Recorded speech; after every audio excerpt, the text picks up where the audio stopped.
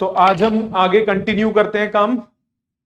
Last class में हमने आज मैंने डाउट्स लेने हैं बचे हुए सारे, क्योंकि आगे 21 के आगे काफी डाउट्स होंगे आपके।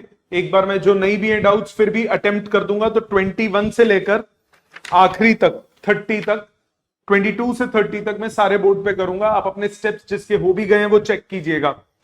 उससे पहले 21 या उससे पहले कोई डाउट किसी का बचा है तो प्लीज बोलिए।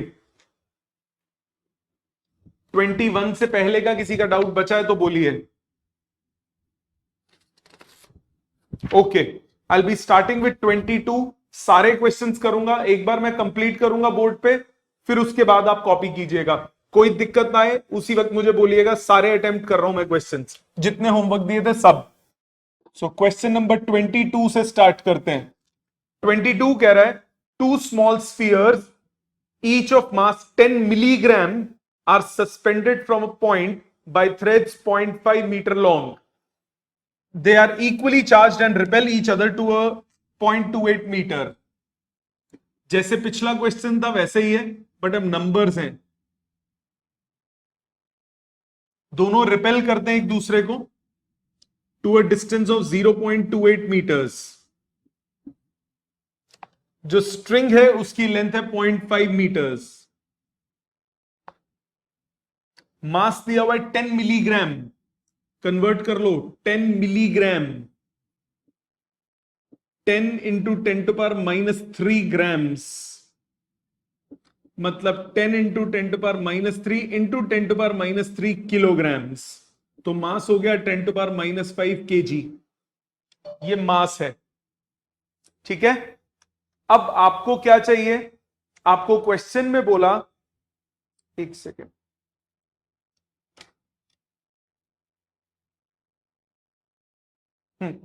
आपको क्वेश्चन में बोला G10 लेना है, चार्ज निकालना है, इक्विलिब्रियम मेंटेन किया हुआ है। इस एंगल को मैंने थीटा मान लिया, ये भी थीटा होगा। वेट नीचे लगेगा mg, रिपल्सिव फोर्स होगी राइट साइड, और स्ट्रिंग में टेंशन इस तरफ। वर्टिकल बनाइए, ये थीटा तो ये थीटा। कॉपी बाद में होगा, पहले समझिए जिस जिसका डाउट है। नहीं भी है तो स्टेप्स देखिए। T cos theta, T sine theta, tension के कंपोनेंट्स। इक्विलिब्रियम के लिए क्या कंडीशन आपको बताइए? इक्विलिब्रियम के लिए left equal to right, up equal to down. तो T sine theta is equal to F and T cos theta equal to mg। ये होता है बेटा, अप इक्वल टू डाउन करोगे और लेफ्ट इक्वल टू राइट करोगे। ये दोनों करने के बाद up equal to down, left equal to right, equilibrium T sine equal to F, T cos equal to mg। दोनों इक्वेशंस को डिवाइड करो, tan थीटा आया f अपॉन mg। पिछले क्वेश्चन में भी यही किया था, क्वेश्चन नंबर 21 में भी यही किया था। बट अब थीटा की वैल्यू चाहिए। ये थीटा है, ये 0.5 है, दिस इज 0.14। tan थीटा क्या होता है? Perpendicular upon base. तो ये बेस चाहिए, इसको नाम दे देते हैं O, A, B पॉइंट, इसको M पॉइंट। ट्राइंगल ले लिया OMA, ओ मां, इस ट्राइंगल में OM square is OA square minus AM square. Pythagoras theorem लगा दी। OA square is 0.5 square, AM square is 0.14 square. गधों की तरह स्क्वायरिंग मत करना। Identity A square minus B square, A plus B 0.64 into A minus B 0.36। OM कितना आया? इसका under root 0.8, इसका अंडर रूट 0.6, ये आ गया 0.48। सो tan थीटा क्या हुआ? tan थीटा हुआ perpendicular upon base OM, sorry AM upon OM। AM is 0.14, this is 0.48, cut गया, ये आया 7/24। इस स्टेप तक किसी को कोई दिक्कत? किसी को यहां तक कुछ पूछना है तो बोलिए। फॉर्मूला लगा देते हैं अब। tan थीटा आया 7/24, electrostatic force K Q1 Q2 by R square 0.28 का square into mg mass 10⁻⁵, g की वैल्यू 10। क्या आप Q निकाल सकते हैं? बाकी सारा डाटा गिवन है, Q निकालना है। लॉजिक समझ में आ गया? दोबारा समझिए। आप मैच होगा बेटा, आपने कैलकुलेशन एरर किया होगा, मैच पक्का हो रहा है। बाकियों का मैच हो गया। कितना फर्क आ रहा है आंसर में? देख चेक कर कितना फर्क आ रहा है बेटा। आंसर मैच होता है इसका। आपने मिलीग्राम को चेंज किया था ठीक से? किलोग्राम में लिया था? 10⁻⁵, 10 मिलीग्राम है ना? मिल गई गलती? चलो ध्यान से करना, यही ये मेथड बिल्कुल ठीक है, आंसर मैच होता है इसका। हाँ जी, हाँ जी।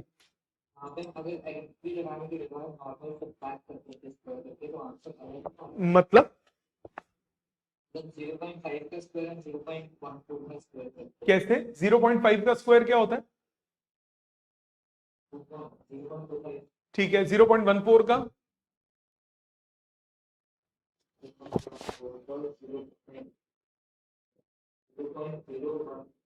ठीक है, सब्ट्रैक्ट करोगे 0.4 समथिंग आएगा, उसका स्क्वायर रूट भी करना पड़ेगा ना। आपने 0.196 ले लिया होगा।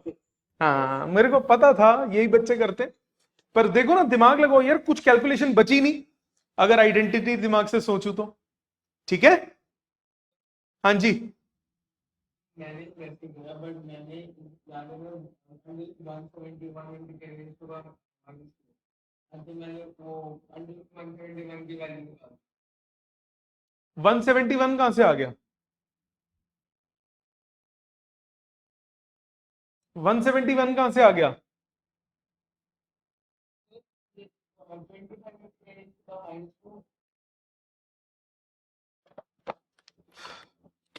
0.5 का स्क्वायर हुआ 0.25। यार कैलकुलेट करके यही चीज आएगी। आप चाहे आइडेंटिटी लगाओ चाहे जैसे मर्जी करो। आपने कैसे किया बताओ? 0.5 की जगह क्या लिया फिर?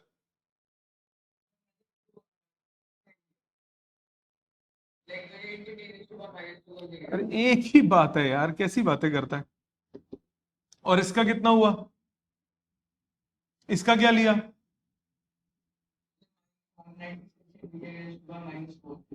अच्छा, तो क्या फर्क हुआ? 10⁻⁻2 कॉमन, 25 माइनस 1.96 कितना हुआ ये? 23.04 इंटू 10⁻²। अब कर ले स्क्वायर रूट। जबरदस्ती लंबा क्यों कर रहे हो बेटा? ठीक है, ये बात आपका यहां पे गलती हो गई। Yes sir. अब बेटा ध्यान से करो, आइडेंटिटी दिखे तो अप्लाई करो, डरो मत। कैलकुलेशन पेपर में इसीलिए टाइम ज्यादा लगता है क्योंकि आप लोग कैलकुलेशन में बहुत टाइम लगाते हो। दिमाग से सोचो। 23rd पे आओ। जो जो बच्चे डीपीएस के हैं उनके पेपर में ये आता है क्वेश्चन काफी। अदरवाइज भी ये पिछले कुछ सालों में कुछ स्कूल्स में आने लगा ये वाला क्वेश्चन, पहले नहीं आता था। कह रहा है 2 identical charged spheres are suspended by strings of equal length. फिर से सेम सिचुएशन है। The string makes an angle of 30 degree with each other. Okay जी, स्ट्रिंग बना रही है 30 degree with each other, total angle 30 degree है, तो आधा कितना हुआ? 15 degree, 15 degree. When suspended in liquid of density इतना, the angle remains the same. The dielectric constant of the liquid निकालना है। डायलेक्ट डेंसिटी ऑफ मटेरियल दिया हुआ है 1600। डेंसिटी की बात की, लिक्विड में डालने की बात की, इसका मतलब बॉयंसी का कॉन्सेप्ट लगेगा, क्योंकि जब किसी फ्लूइड में किसी बॉडी को डालते हो तो बॉइंट फोर्स लगती है।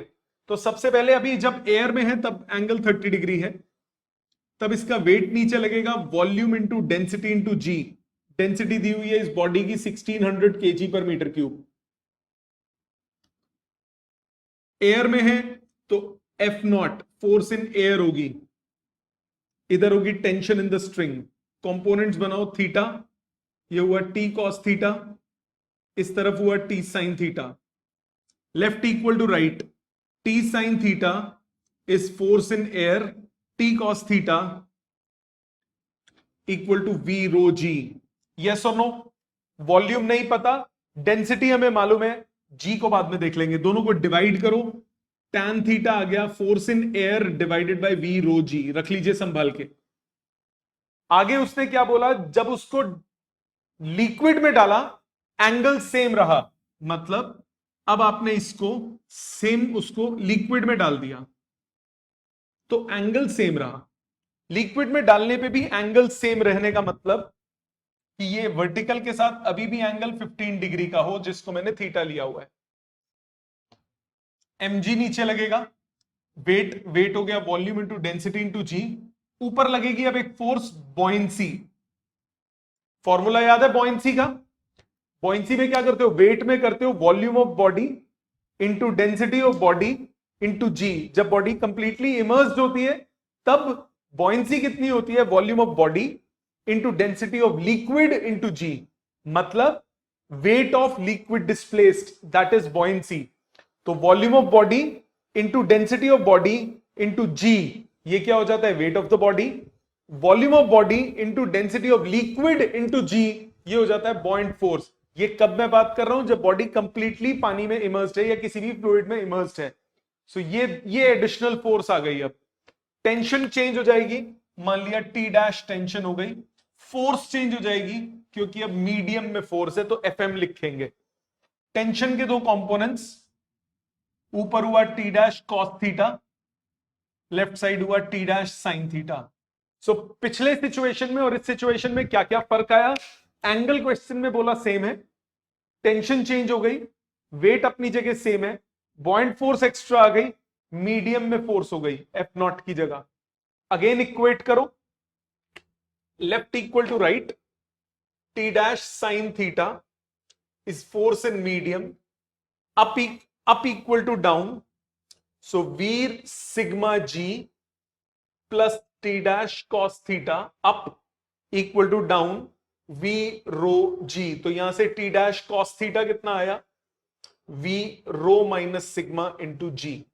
दोनों इक्वेशंस को डिवाइड करो, tan थीटा कितना आया, force in medium divided by V rho minus sigma into G, number second equation. So first situation में वो एयर में थे, वेट लग रहा था, बॉयंसी नहीं थी, फोर्स एयर की थी। सेकेंड सिचुएशन में पानी में है तो फोर्स मीडियम वाला हो गया, वेट अपनी जगह पे है, बॉयंसी आ जाएगी, टेंशन चेंज हो जाएगी। सेम कॉन्सेप्ट लगाया, उसने बोला एंगल सेम है, सो फर्स्ट और सेकेंड इक्वेशन से F0 by V rho G is Fm by V rho minus sigma G. V cut गया, G कट गया, F0 by Fm हो गया rho upon rho minus sigma, 1600 upon 1600 minus 800, answer आया 2। तो dielectric constant की value कितनी हुई, 2। समझ में आया सबको? प्लीज ये कॉपी कर लीजिए। हाँ जी, sigma volume of density of body liquid, बेटा वो क्वेश्चन में गिवन है 800। Volume of body, weight of the body में डेंसिटी ऑफ बॉडी यूज होगा, वेट ऑफ लिक्विड डिस्प्लेस में डेंसिटी ऑफ लिक्विड यूज होगा। डेंसिटी ऑफ लिक्विड मैंने sigma लिया है, बॉयंसी में डेंसिटी ऑफ लिक्विड यूज होता है। ठीक है बेटा, यहां तक पहले कॉपी कीजिए।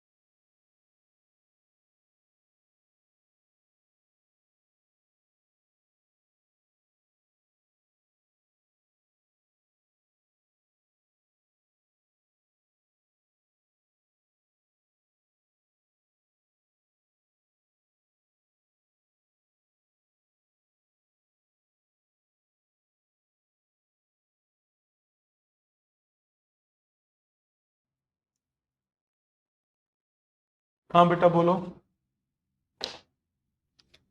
बोलो ईश्वर।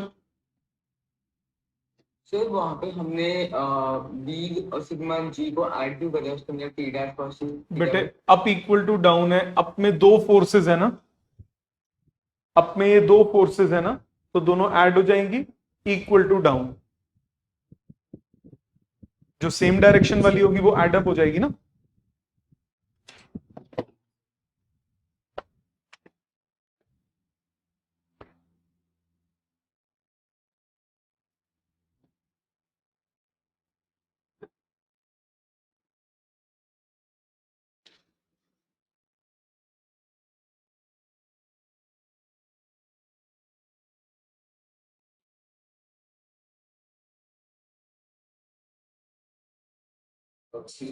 हाँ जी, सेकंड केस है इसमें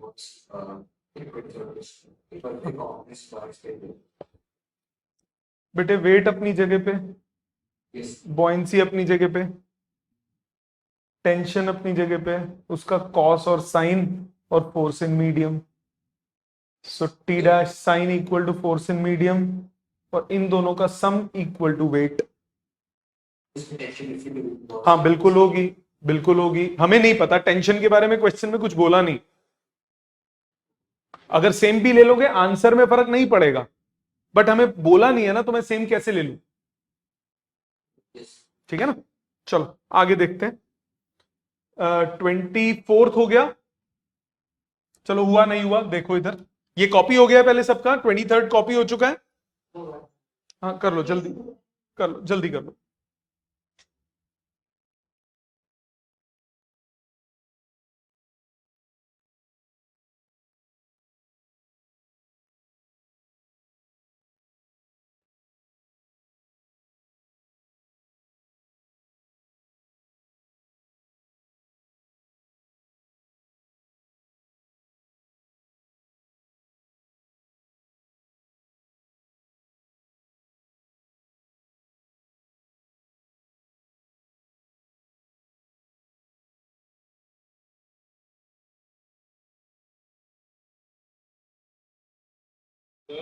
हाँ जी, तो जो एक बार का फंड टेस्ट है उसमें जो पुराने टेस्ट में वो भी है। वो भी आएगा।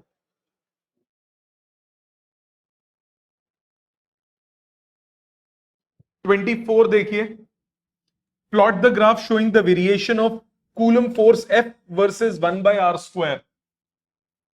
F और 1/r² का ग्राफ चाहिए। फोर्स होता है K Q1 Q2/r²। सब ध्यान से समझो इसको, मतलब फोर्स को आप लिख सकते हो K Q1 Q2 इकट्ठा कर दो इंटू 1/r²। एक ही बात है, कोई फर्क तो नहीं है। इसको आप लिख सकते हो y is equal to mx which is a straight line. Therefore force versus 1/r² का graph is a straight line passing through origin.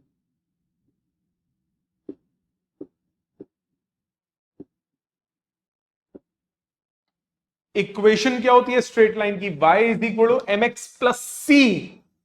इसमें c जीरो है, c क्या होता है y इंटरसेप्ट, कि y एक्सिस पे कहां से कट कर रहा है वो, बट इसमें c नहीं है, तो y is equal to mx। y axis पे फोर्स, x एक्सिस पे 1/r²। ग्राफ कैसा बनेगा, ऐसा बनेगा। कब, अगर Q1 into Q2 greater than 0 होगा, क्योंकि इसका स्लोप है K Q1 Q2। Slope Q1 Q2 greater than 0 होने का मतलब स्लोप इज पॉजिटिव, और अगर इस तरफ हो तो इसका मतलब Q1 into Q2 less than 0, मतलब स्लोप इज नेगेटिव। तो पॉजिटिव स्लोप होगा तो ऊपर की तरफ ग्राफ आएगा, नेगेटिव स्लोप होगा तो नीचे की तरफ ग्राफ आएगा। एक पॉइंट। दूसरा पॉइंट, पॉजिटिव फोर्स को आप रिपल्सिव सोचते हो, तो पॉजिटिव सोर्स है तो रिपल्सिव फोर्स है, रिपल्सिव फोर्स मतलब ये, नेगेटिव फोर्स मतलब अट्रैक्टिव फोर्स, तो चार्जेस का प्रोडक्ट नेगेटिव। दूसरा पॉइंट, इसका सेकंड पार्ट भी है, second part of this graph कह रहा है आपको दो के लिए प्लॉट करना है, 1 micro 2 micro, 1 micro coulomb comma 2 micro coulomb के लिए प्रोडक्ट पॉजिटिव हो गया, और दूसरा 2 और -3 के लिए प्रोडक्ट नेगेटिव हो गया। नेगेटिव में बड़ी वैल्यू, तो ये नेगेटिव स्लोप बड़ा है, पॉजिटिव स्लोप छोटा है, तो ये दिखना चाहिए। एक ऐसे बनाओ 1 माइक्रो कूलम 2 माइक्रो कूलम, और इसका थोड़ा बड़ा स्लोप बनाना, ये छोटा स्लोप दिखना चाहिए, ये बड़ा दिखना चाहिए, क्योंकि पॉजिटिव स्लोप क्या है, प्रोडक्ट पे डिपेंडेंट है। तो अगर प्रोडक्ट की वैल्यू छोटी है तो कम स्लोप, प्रोडक्ट की वैल्यू बड़ी है तो ज्यादा स्लोप, पर ये नेगेटिव था तो इसलिए नीचे की तरफ हुआ। ये समझ में आ गया सबको? ये बहुत इंपॉर्टेंट क्वेश्चन है एग्जाम पॉइंट ऑफ व्यू से। सबको क्लियर है 24th? सर हाँ जी। वैसे तो मतलब मैग्नीट्यूड भी किस चीज का बेटा? चार्ज का जो बिल्कुल लेते हैं, पर फोर्स का मैग्नीट्यूड गिवन होता है ना उसमें, इसमें चार्ज का स्पेसिफिक साइन बोल रहा है। तो फोर्स की positive value means it's a repulsive force, negative value means it's a attractive force. ये मिटा दूं। इसके बाद है 25th।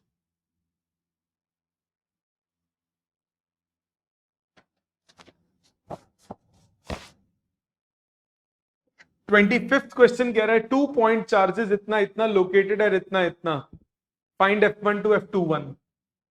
Q1 चार्ज दिया हुआ है 5 × 10⁻⁶ कूलम्स, और इसका पॉइंट दिया हुआ है 132। Q2 चार्ज दिया हुआ है 3 × 10⁻⁶ कूलम, और इसका पोजीशन दिया हुआ है 351। सो R1 पोजीशन वेक्टर हो गया I cap plus 3J cap plus 2K cap. R2 position vector हो गया 3I cap plus 5J cap plus K cap. Formula क्या होता है F12 का? K Q1 Q2 upon mod of R1 minus R2 का cube into R1 minus R2। यही होता है ना? वैल्यू डालो। K हो गया 9 × 10⁹, Q1 है 5 × 10⁻⁶, Q2 है 3 × 10⁻⁶, अपॉन, यहां निकाल लेते हैं R1 माइनस R2 अलग से, सब्ट्रैक्ट करो, -2I plus 2J plus K। तो इसका मॉड कितना आया? √2² प्लस 2² प्लस 1, तो ये 3 यूनिट्स। ये आ गया इसका मॉड। पुट करो 3 का स्क्वायर और R1 minus R2 vector which is -2I plus 2J plus K। तो ये सॉल्व करके आता है 9 कट गया, 5 3 से 15 into 10⁻³ -2I plus 2J plus K। यह आया F12। और F21 नेगेटिव होता है F12 का, तो वो आ जाएगा 15 × 10⁻³ 2I minus 2J minus K। समझ में आई बात? सबको क्लियर है ये वाला क्वेश्चन? डायरेक्ट फॉर्मूला बेस्ड है। प्लीज इसको कॉपी कर लीजिए।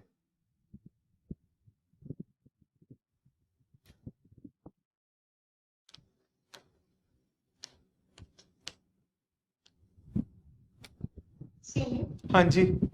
सर जो जहाँ आपने F12 निकाला है वहाँ पे R1 vector minus R2 vector का क्यूब है, तो हाँ, यहाँ 3 ओ सॉरी, एक 3 मिस कर दिया मैंने, सॉरी। ये कैंसिल हो जाएगा तो ये 5 आ जाएगा। ठीक है, ठीक, सॉरी।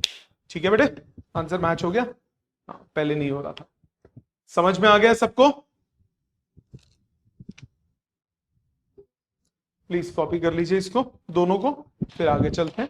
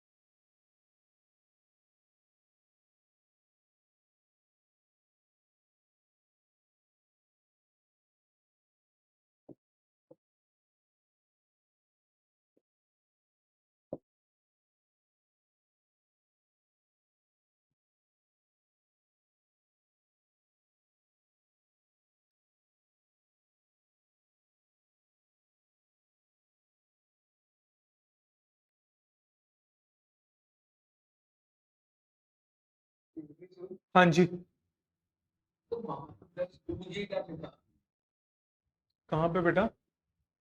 तो R1 माइनस R2 हाँ, तो R1 माइनस R2 ही तो है।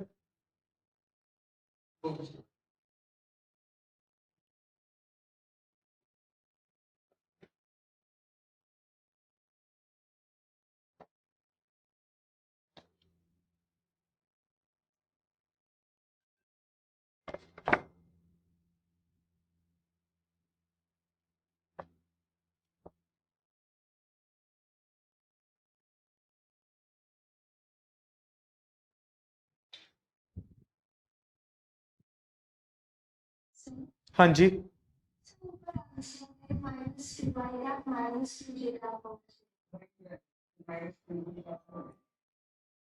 एक मिनट,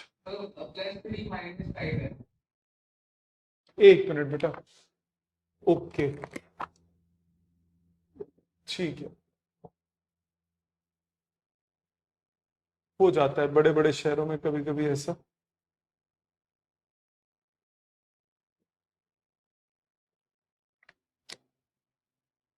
ट्वेंटी फोर्थ तो सबको समझ में आ गया ना? 24th में किसी को कोई डाउट है? मिटा दूं? कर लिया कॉपी? 26 देखिए, सबका डाउट है 26 या हो गया? हाँ जी, 26 हुआ है। देखो 26, a charge capital Q located at R is in equilibrium under combined electric fields of three charges Q1, Q2, Q3. If the charges Q1 and Q2 are located at R1 and R2 respectively, find the direction of the force on Q due to Q3.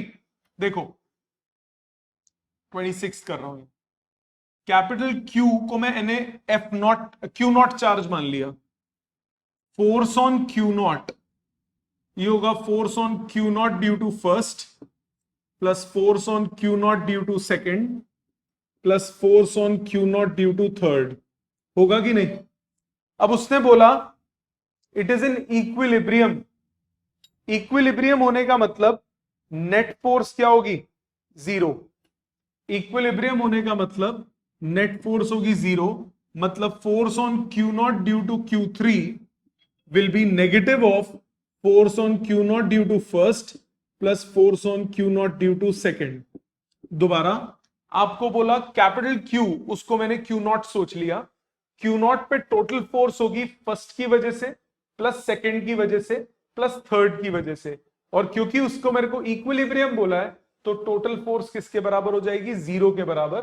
तो force on Q naught due to third हो जाएगा negative of force on Q naught due to first negative of force on Q naught due to second. तो minus common ले लूंगा, force on Q naught due to first force on Q naught due to second. अब formula डालिए, minus force on Q naught due to first, formula K Q naught मतलब capital Q Q1 bye Q not का position vector minus Q1 का position vector का cube into R minus R1 plus second वाले में K Q2 bye mod of R minus R2 का cube into R minus R2। ठीक है जी, यहां तक कोई शक किसी को? मैंने वेक्टर फॉर्म लगा दिया। मैं वेक्टर फॉर्म लगा सकता हूं, माइनस साइन को अंदर ले जाइए, ये आ गया Q1 bye mod R minus R1 का क्यूब लिखो या R1 माइनस R का मॉड क्यूब लिखो, फर्क नहीं पड़ता, फर्क यहां पड़ेगा। ये हो जाएगा R1 minus R plus Q2 bye mod of R minus R2 का cube into R2 minus R। तो ये हो गया force on zero because of third. तो अब आप क्या बोलोगे? निकालना क्या था? Number find the direction of force on Q. So आप बोलोगे the direction of force on capital Q due to Q3 will be in the same direction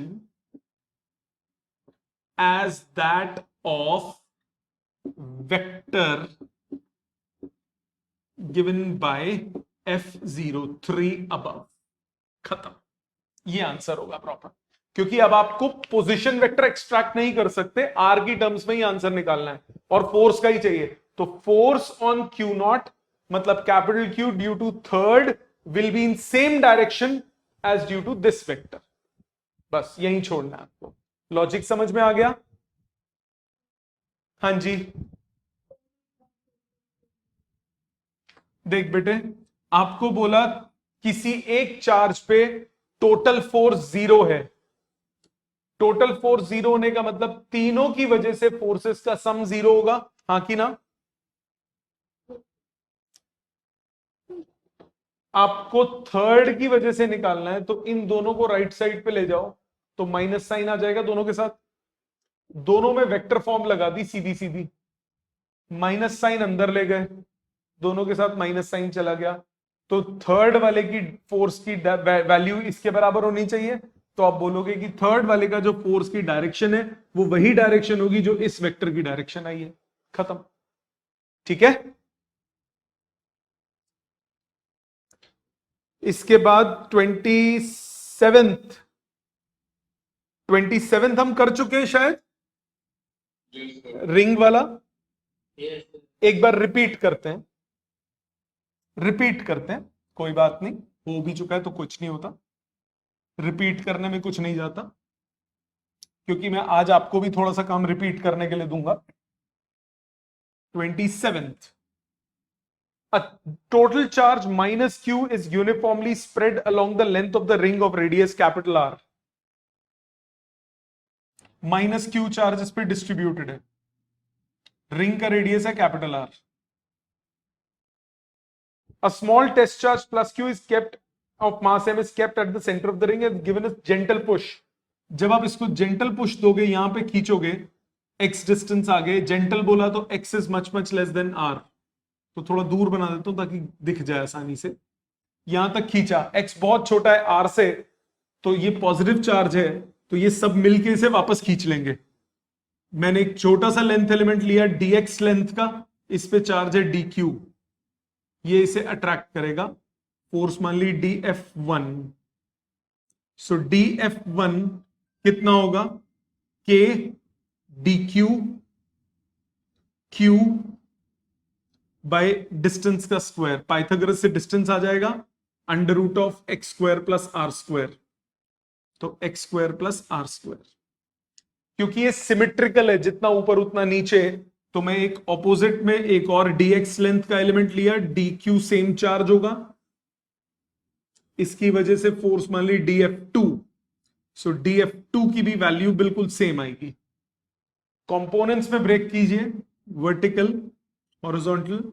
इस एंगल को ले लिया फाई, ये भी एंगल होगा फाई, क्योंकि ये दोनों ट्राइंगल्स कॉन्ग्रुएंट ट्राइंगल्स हैं. dF1 के दो कंपोनेंट्स, dF2 के दो कंपोनेंट्स. यहां हो गया dF1 cos phi, dF1 sin phi.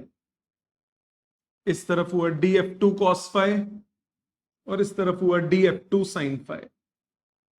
ये दोनों कैंसिल आउट हो गए, तो नेट फोर्स इन दो की वजह से आई dF1 sin फाई और cos phi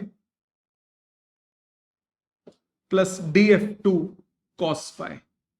so dF1 plus dF2 हो गया twice of kq dq by x square plus a square into cos phi. अब dq की वैल्यू निकालते हैं. dq upon dx, charge per unit length, is total charge upon total length. तो dq की value इतनी, अगर चार्ज का sign लेते हो तो माइनस, तो dq हुआ minus q dx by 2 pi r. नहीं भी लोगे साइन तब भी चलेगा, डायरेक्शन आपने स्पेसिफाई कर दी है. पुट करो 2kq dq की value minus q dx by 2 pi r into x square plus a square. और कॉस फाई की value base upon hypotenuse x upon root x square plus a square. 2 से 2 cut गया, integrate कीजिए total force के लिए. Minus k Q Q by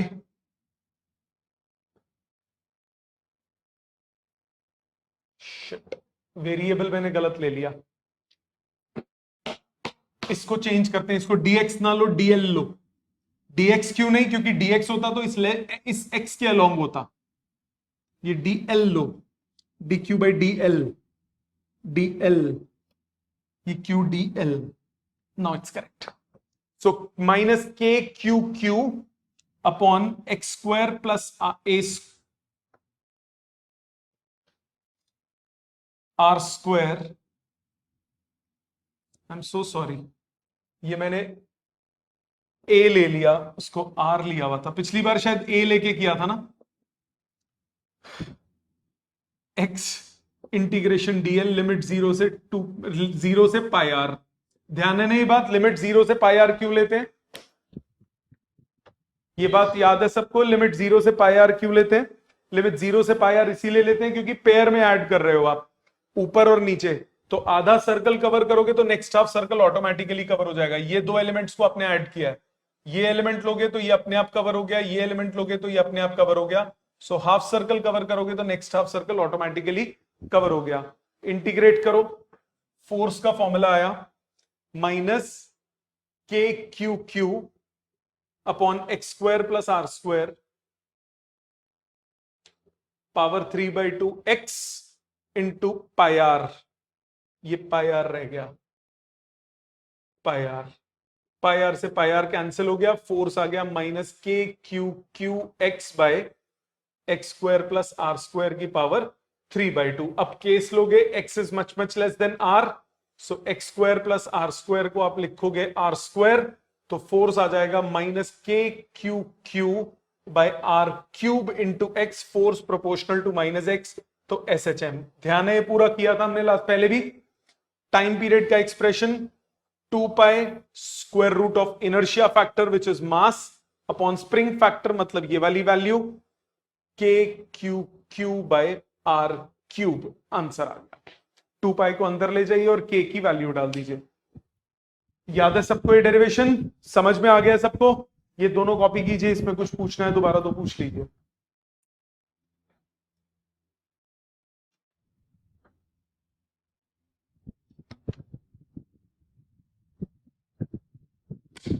sir ये t q by t x वाला करवा दो, मतलब टी एन।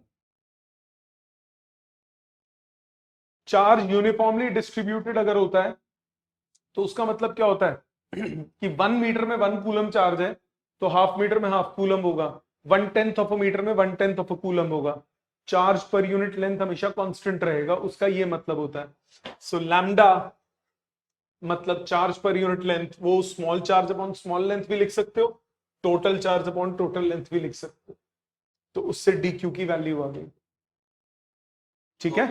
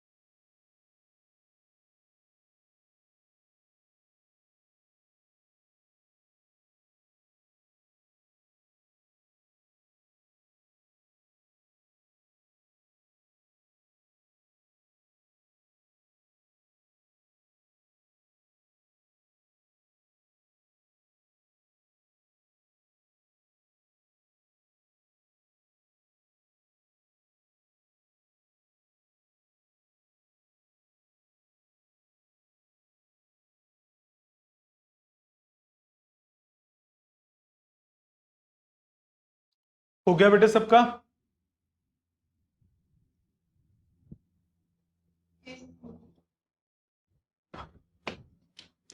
28 देखिए, अब लास्ट 3 क्वेश्चन 28, 29, 30 नंबर्स करेक्ट कर लीजिएगा, नंबरिंग गलत है उसमें। 28 देखिए, कह रहा है 2 charges minus q each are fixed separated by distance 2d। Minus q 2 charges हैं, 2d डिस्टेंस है दोनों के बीच में। A third charge small q is placed at the midpoint, is slightly displaced perpendicular to the line joining. इसको यहां से ऊपर ले गया हम x डिस्टेंस, ये दोनों मिलके इसको अट्रैक्ट करेंगे वापस। मान लिया ये फोर्स है F1, ये फोर्स है F2, तो रिजल्टेंट फोर्स नीचे की तरफ आएगी। प्रूव करते हैं F1 कितना होगा, प्रूव करना है SHM और टाइम पीरियड निकालना है। F1 कितना होगा, K QQ बाई डिस्टेंस का स्क्वायर, ये d डिस्टेंस हो गया, ये x डिस्टेंस है, तो ये हुआ under root of x square plus d square. Square करूंगा रूट कट जाएगा, ये F1 हुआ। सेम होगा F2, K QQ by x square plus d square. ठीक है बेटा, या अब क्या करोगे, रिजल्टेंट निकालोगे, कंपोनेंट्स में ब्रेक करो। ये थीटा तो ये थीटा, ऑल्टरनेट एंगल ये थीटा ये भी थीटा। F2 के दो कंपोनेंट्स, F2 कॉस, नीचे हुआ F2 साइन। F1 के दो कंपोनेंट्स, F1 कॉस, नीचे हुआ F1 साइन। ये दोनों कैंसिल आउट हो गए, नेट फोर्स हुई F1 sine plus F2 sine. So F1 plus F2 sine theta. यहां तक कोई दिक्कत बेटा? ये अब F1 प्लस F2 दोनों जोड़ेंगे तो 2KQ square by x square plus d square. Sine theta की वैल्यू, ये थीटा साइन हो गया perpendicular upon hypotenuse, x upon under root x square plus d square. तो आपके पास फोर्स का एक्सप्रेशन आया 2KQ square, 2KQ square by x square plus d square to the power 3/2 into x. X much less than d, so x square plus d square को आप लोगे D square के equal, x neglect कर दोगे, substitute करोगे, force का approximate formula आएगा 2KQ square bye D square की पार्ट 3/2, तो D cube into x, F proportional to x and is directed towards mean position. Therefore, charge will execute SHM. Time period कितना होता है, 2 pi root inertia factor upon spring factor, ये है spring factor 2KQ square by d cube. इसको अंदर ले जाओ, under root 4 pi square MD cube upon 2Q square, और K की वैल्यू 1/4 पाई एप्सिलॉन नॉट, ऊपर चला गया, 4 से 2 कटा, 2 4 2 8 pi cube epsilon naught MD cube upon Q square. समझ में आया? नेट फोर्स निकाली, force directly proportional to displacement आनी चाहिए और directed towards the mean position, तो वो क्या हो जाएगा, सिंपल हार्मोनिक मोशन। क्लियर है सबको ये लॉजिक अच्छे से समझ में आ गया? भौमिक, समीप, आकाश, दिलीशा, ध्वनि, एकम, एकस, गौरांगी, हरगुन, हरजस, ईश्वर, जयवीर, किसी को कोई दिक्कत इसमें? No sir. 29 देखते हैं, 29th क्वेश्चन और 30th दोनों बहुत सिंपल है, देखने में डरावने, क्वेश्चन बहुत सिंपल है। देखो 29th क्वेश्चन कह रहा है two identical helium filled spherical balloons each carrying a charge Q are tied to weight W with strings afloat in equilibrium as shown in figure. ये एक हीलियम है, ये एक हीलियम है, दो बलून्स हैं, ऐसे स्ट्रिंग लटकी हुई है, यहां वेट एक्ट कर रहा है W, दोनों के बीच का डिस्टेंस दिया है 2x, ये x ये x, स्ट्रिंग की लेंथ दी है L. ओके अब देखो इक्विलिब्रियम है तो यहां वेट एक्ट करेगा, यहां टेंशन, हॉरिजॉन्टल वर्टिकल बनाओ, एंगल कुछ दिया हुआ है, ये एंगल थीटा, ये भी एंगल थीटा, सो टेंशन के कंपोनेंट्स हुए टी कॉस टी साइन और दूसरी तरफ वाला टी साइन टी कॉस, ये दोनों कैंसल आउट हो गए. अप इक्वल टू डाउन करो तो 2t cos थीटा, ऊपर की फोर्स इक्वल टू नीचे की फोर्स, तो टेंशन की वैल्यू आ गई W/2 cos थीटा. यहां तक कोई शक है किसी को तो बोलो, यहां तक किसी को कोई डाउट? अब आ जाते हैं हीलियम वाले पे, ऊपर वाले पे. इस पे फोर्स लग रही है इस तरफ इलेक्ट्रोस्टैटिक फोर्स, इसका वेट लग रहा है नीचे mg, टेंशन T, ये थीटा तो ये थीटा, टेंशन के दो कंपोनेंट्स T साइन और नीचे की तरफ T कॉस, इसमें भी left equal to right, electrostatic force हुई T साइन थीटा के इक्वल. T की वैल्यू आप निकाल चुके हो, T की वैल्यू है W/2 cos theta sine theta. Electrostatic force की value K Q1 Q2 by distance का स्क्वायर, डिस्टेंस 2x है,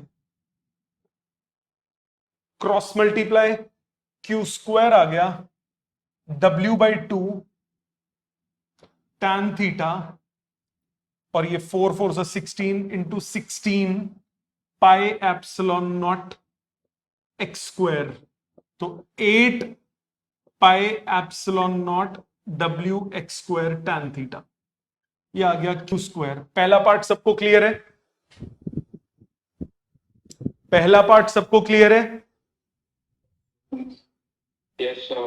आगे चलते हैं. Find the volume of each balloon, take the density of helium as rho and density of air as rho of air. देखो इधर volume of each balloon. अब इधर और क्या क्या लगेगा, ये बलून था, वर्टिकल फोर्स अभी हमने यूज नहीं की, अभी हमने सिर्फ हॉरिजॉन्टल फोर्स यूज की थी, वर्टिकल वाली यूज करो.